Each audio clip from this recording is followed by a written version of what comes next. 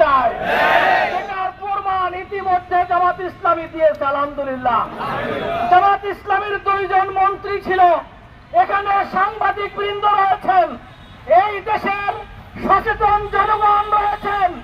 কেউ কি বলতে পারবেন জামাত ইসলামীর মন্ত্রীরা 2 জায়গায় দুর্নীতি করেছে?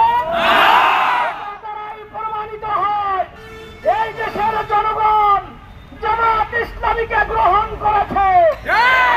2026 সালে নির্বাচনে জামাত ইসলামীকে নির্বাচিত করে সরকার গঠনের সুযোগ করে জনগণ দিতে চায়। আজকের সেটা নিয়ে ষড়যন্ত্র হচ্ছে। জামাত ইসলামী পিয়ার পদ্ধতি চাচ্ছে, অন্যরা বলছে না এটা আমরা বুঝি না।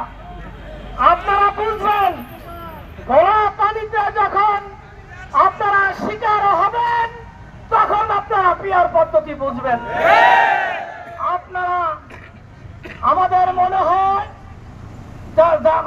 ঢাকা বিশ্ববিদ্যালয়, জাহাঙ্গীরনগর বিশ্ববিদ্যালয়, কালকের গণ বিশ্ববিদ্যালয়